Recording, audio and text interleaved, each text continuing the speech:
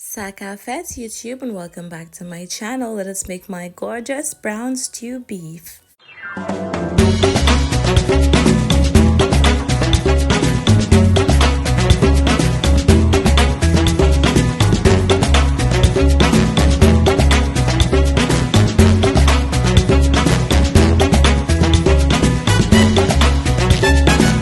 Hello my darlings, it's so nice to have you back here in my kitchen for yet another amazing recipe. Today we're making my brown stew beef. This is a Sunday evening and I'm making dinner, and I thought, you know what, let's just update that brown stew beef recipe on my channel. So here it goes. I've got a cut of beef that I got from my local butcher. It's boneless. And I did go ahead and wash it with some lemon juice, cool water and vinegar, and I'm just transferring it from that bowl because I don't want that excess liquid to go into the bowl that I will be seasoning the beef in. Okay, so I went in with some oil, I went in with a little bit of mixed herbs, salt, all-purpose seasoning, some freshly cracked black pepper. I also went in with some Sazon. The Sazon is optional, but I find it gives it such a rich Caribbean flavor. I love it so much. I'm also going in with my spice Jamaica red seasoning, and then I'm gonna go in with a heaping tablespoon of my homemade green seasoning. The recipe is already on my channel. You can search Terry green seasoning for the recipe, and I went ahead and just gave that a really good mix. After mixing it in, I did let it marinate for a bit, not too long, but overnight is definitely best. Yes darlings, it looks so good, so beautifully seasoned.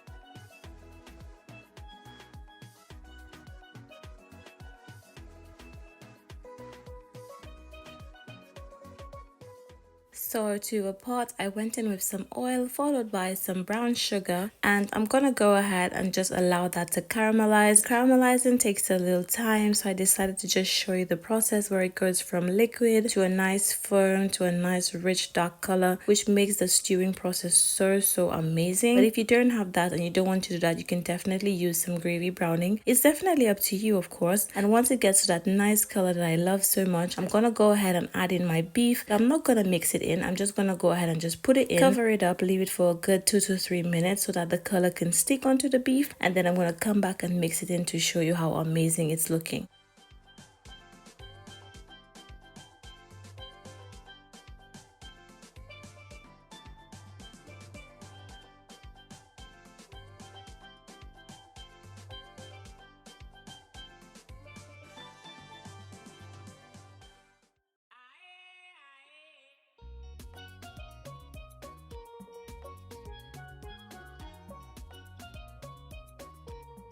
So after about a minute, this is how it's looking. As you can see, the beef has started getting some color, and I want all the liquid at the bottom to dry up. So I'm going to mix it in, and then I'm going to go ahead and cover it for another 5 minutes. Once the liquid has dried, this is where you want to go in with your ketchup, some water. Listen, this is so simple, and make sure to check down below for all of the ingredients that I'm using today. Everything will be listed below.